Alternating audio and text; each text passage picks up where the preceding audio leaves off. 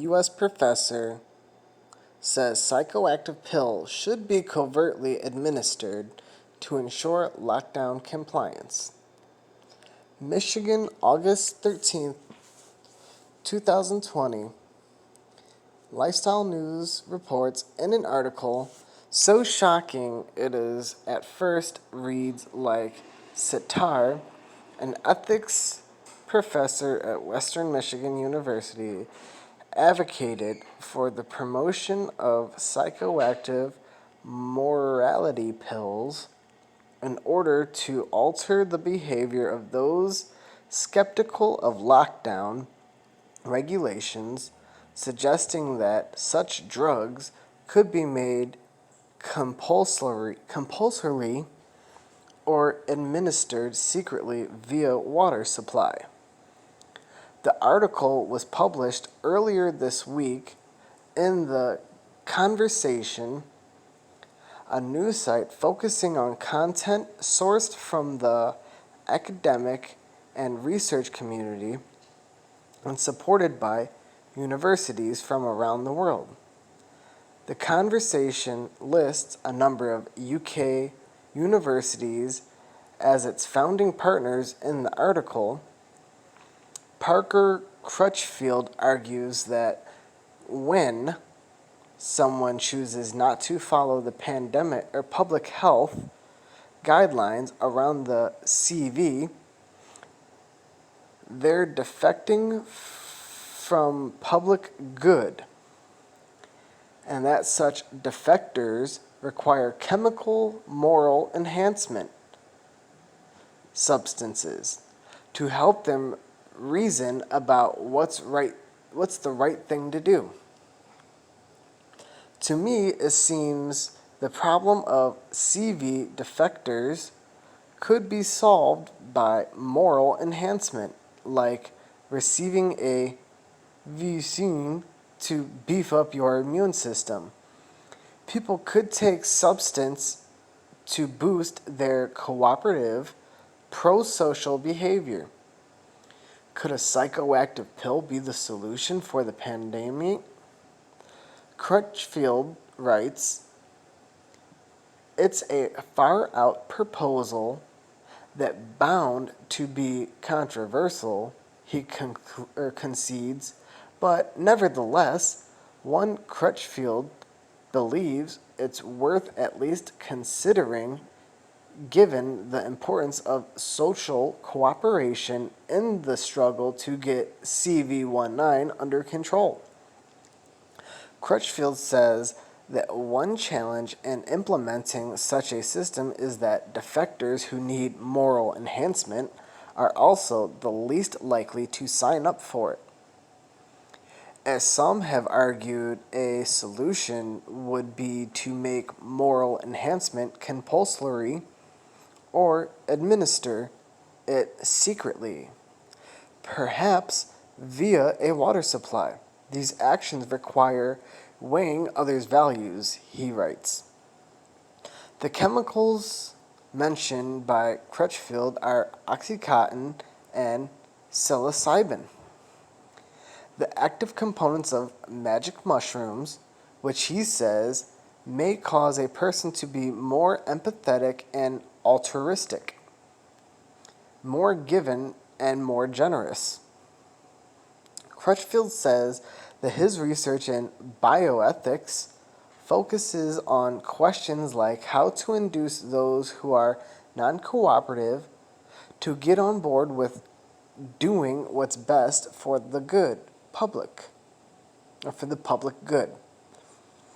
Twitter users appalled by Crutchfield's article did their own research on his academic history and posted a 2019 paper of his entitled Compulsory Moral Bioenhancements Should Be Covert. In at least one instance, Twitter subsequently placed the link behind a warning sign saying, "The following media includes potentially sensitive content."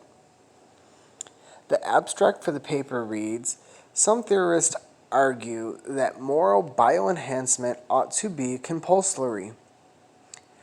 I take this argument one step further, arguing that if moral bioenhancement ought to be compulsory, then its administration ought to be covert rather than overt. This is to say that it's morally preferable for compulsory moral bioenhancement to be administered without the recipients knowing that they are receiving their enhancement.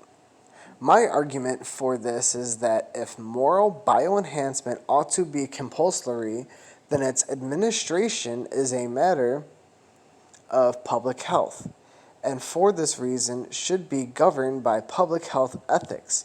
I argue that the covert administration of a compulsory moral bioenhancement program better conforms the public health ethics than does an overt compulsory program. In particular, a covert compulsory program promotes values such as liberty, utility, equality, and autonomy better than an overt program does.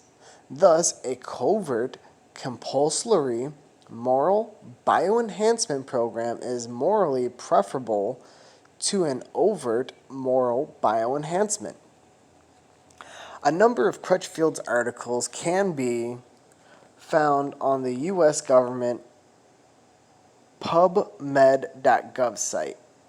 One is titled, "It is Better to Be Ignorant of Our Moral Enhancement, a reply to Zambrano." The abstract for the paper reads, "In recent issues of Bioethics, I argue that compulsory moral bioenhancements should be administered covertly. Alexander Zambrano has criticized this argument for two fronts. First, contrary to my claim, Zambrano claims that the prevention of ultimate harm by covert moral bioenhancement fails to meet the conditions for permissible liberty restricting public health interventions.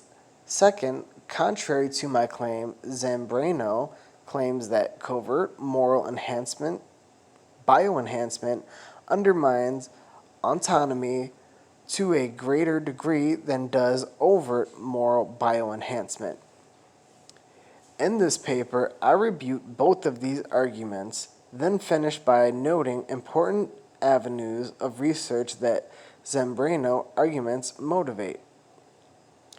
The Lifestyle News has written to Crutchfield to ask him whether he believes that covert administration of psychoactive, morally enhancing chemicals is in keeping with the U.S. Constitution. We have not received a response of a press time.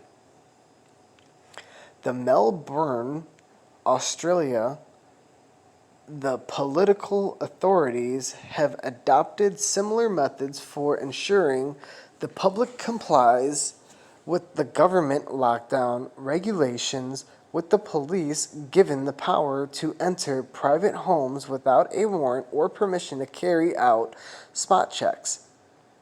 The Victoria Police Chief Commissioner unapologetically explained, "The officers have, in some instances, been smashing car windows due to people inside the cars not cooperating with them or following new imposed health guidelines."